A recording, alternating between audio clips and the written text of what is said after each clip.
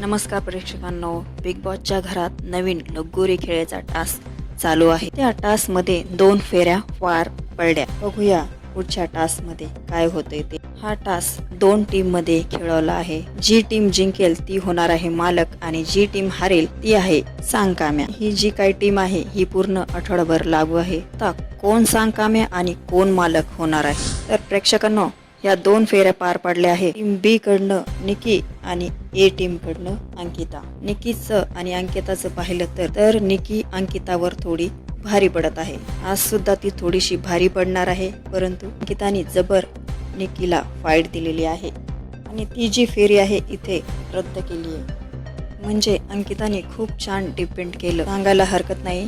ती फेरी इथेच इक्वल होत आहे, कुणालाही गुण मिळत नाही। दुसरी फेरी पार पडली ना, तिकडनं डीपी दादा आणि इकडनं पॅडी दादा। खरं तर पॅडी दादा डीपी दादापेक्षा थोडं वीक आहे। ज्या पद्धतीने त्यांनी एक टफ फाईट दिलेली आहे, कमाल। पॅडी दादांचं खरंच कौतुक करण्यात आलं आहे।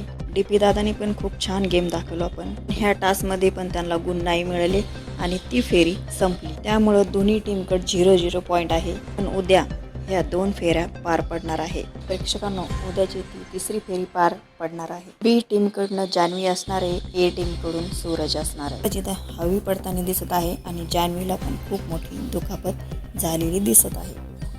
पण तुम्हाला सांगू का, सूरज ह्या फेरीमध्ये जिंकला आहे आणि त्यांनी 1 पॉइंट जिंकला आहे। सूरज ह्या तिसऱ्या फेरीमध्ये विजय होणार आहे। ह्या एपिसोडचा प्रोमो शेअर करण्यात आला आहे। अंकिता आणि वर्षाताई मध्ये थोडीशी झटापट बघायला मिळत आहे। प्रोमो मध्ये सूरजने 1 पॉइंट मिळवलेला स्पष्ट दिसतोय। हा जो टास्क आहे ना, ए टीमने जिंकलेला आहे। सूरज चव्हाणने ए टीम साठी 1 पॉइंट मिळवलेला आहे। चौथी जी फेरी आहे त्याच्यामध्ये सुद्धा मोठी डफ फाईट पाहायला मिळत आहे।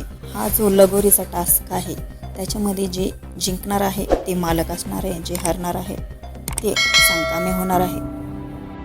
तर पुढच्या व्हिडिओसाठी नक्की सबस्क्राईब करा चॅनलला आणि बेल आयकॉनला पण दाबायला विसरू नका।